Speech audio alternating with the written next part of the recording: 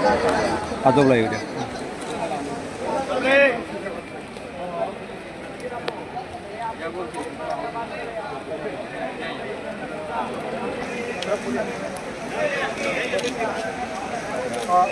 आपल्याला आरक्षण हवं आहे आणि कट्ट्याची हवं आहे असं वाटतं.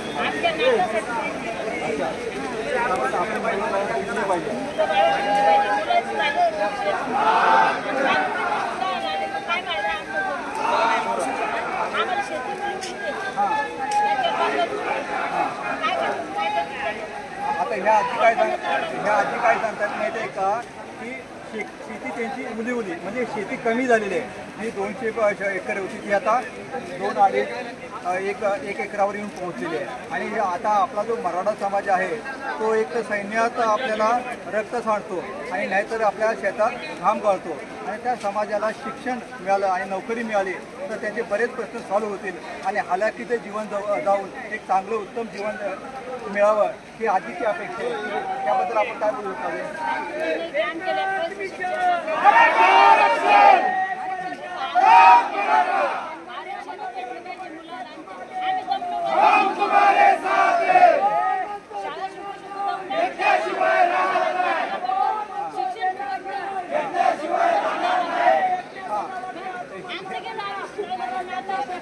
ह्या आजींचं सांगणं आहे की आम्हाला शिक्षण घ्यायचं पैसा नसल्यामुळे आमच्या मुलाबाळांचे शिक्षण होत नाही आणि शिक्षण न झाल्यामुळे नोकरी मिळत नाही. आणि जरी नोकरी मिळाली तिथं रिझर्वेशन असल्यामुळे जरी शिकले चांगली टक्केवारी मिळवली तरी पण नोकरी मिळत नाही. अशा हालाकीच्या परिस्थितीतून बाहेर पडण्यासाठी आरक्षण किती गरजेचं आहे त्यासाठी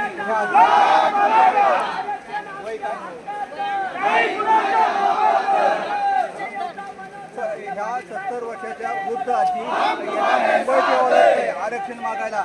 आपल्या समाजाचे 9 मुख्यमंत्री झालेले आहेत आणि 85 वर्ष सत्ता आपल्याला फक्त बेटी धरलेला आहे. आणि त्यामुळे आता बेटीच न आजीचं म्हणणं मान्य करून आपल्याला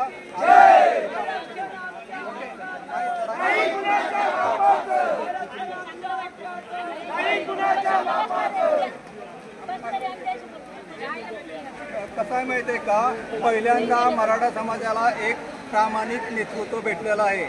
नाहीतर आपल्या समाजाचे 9 मुख्यमंत्री होऊन गेले आणि आपले जे प्रतिनिधी आहेत फक्त 2 वेळेस येत होते. एक तर मतदान मागायला आणि जेव्हा त्यांना लग्न करायचं त्यावेळेस इतर वेळेस मराठा समाजाला विसरून जात होते. आता ग्रामीण महाराष्ट्राची कथा अशी आहे की त्यात फक्त 2 मराठे समृद्ध आहेत. ते कारखानदार चेअरमन असतील ते फॉर्च्युनर असतील पण 98% समाज असा आहे की त्याला नोकरी नाही शिक्षण नाही आणि अडगळीत जीवन जगत आहे. आणि त्यामुळे ही 70 वर्षाची आपली आजी आहे ना ती आरक्षणासाठी इथं मुंबईत आलेली आहे. आणि हे लक्षात घेऊन देवेंद्र भाऊंनी आणि सर्वांनी कळलं का आरक्षण मिळावं. ह्या मराठा समाजाला फार वेटीस धरू नये. बोला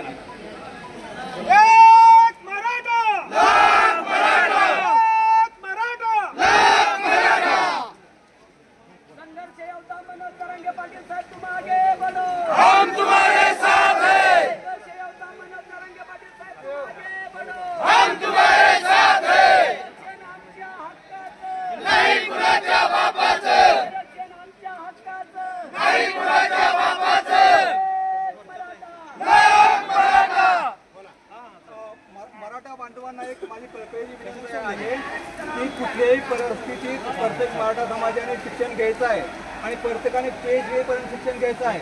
आता सर्व समाज पहिले ब्राह्मण शिकत होते आता सर्व समाज शिकलेला आहे.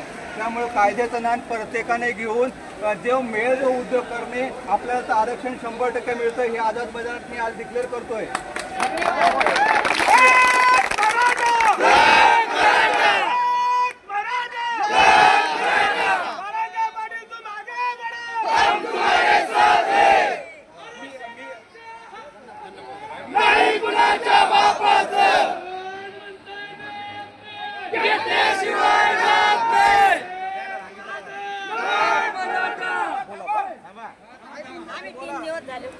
घर सोडून पावसात अशी चाली पावसात रस्त्या नाही मुंबईपर्यंत आलो. आता मुंबईत पासून पोहोचलो तरी पाऊस उघडेल नाही, पाऊस चलीशे.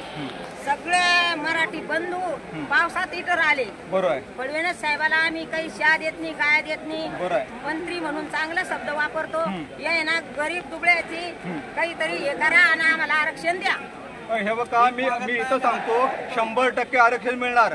आज माझा जन्मदिवस आहे 29 ऑगस्ट आणि योगायोग आहे की मी 30 वर्ष संपादकीय लेख लिहितोय आरक्षणासंदर्भात आणि 370 कलम असे राम मंदिरात जे संपादकीय लेख झालेत पूर्ण झालेत.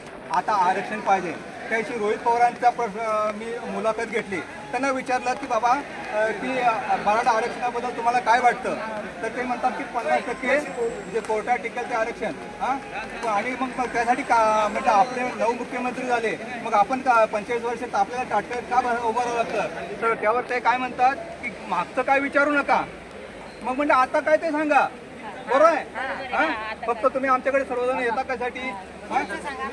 आता काय करणार, सर्व राजकीय पक्ष दिल्लीत एकत्र यायचं आणि पार्लमेंटमध्ये हा विषय मागायचा. आता सर्व पक्ष काही एकत्र येणार आहेत का, नाही.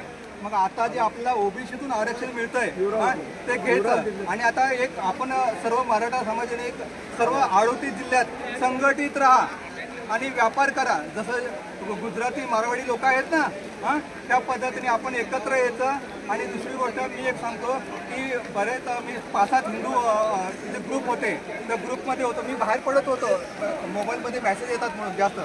पण आता जेव्हा मी या ग्रुपमध्ये मराठा आरक्षणाचा मी पोस्ट टाकतोय त्या ग्रुपमधून मी बाहेर पडतो. म्हणजे याचा अर्थ काय निघतोय की हिंदुत्व आणि मराठा वेगळा आहे. हे मान्य आहे कारण का माहिती आहे का, मान्य आहे. कारण का तर हिंदुत्वासाठी पहिल्यांदा आम्ही लढायला ज्या समाजातून छत्रपती शिवाजी महाराज निर्माण होतात त्या समाजाला असं वेठीस ठरणं योग्य नाही आहे. आरक्षण ओबीसीतून देऊन आमची मुलं बाळं शिकली पाहिजे, आम्हाला नोकऱ्या मिळाल्या पाहिजे. त्याबद्दल बोलायचं आम्हाला आमच्या मुलाला नोकऱ्या मिळाल्या पाहिजे. आरक्षण आम्हाला रक्तातल्या नात्याला पाहिजे. रक्तातल्या नात्याला आरक्षण आमच्या मुलीला भेटलं या शेतीत कामं करते, याच्या काय कामाचे आरक्षण. आमच्या नातासाठी आम्हाला रक्तातल्या नात्याचं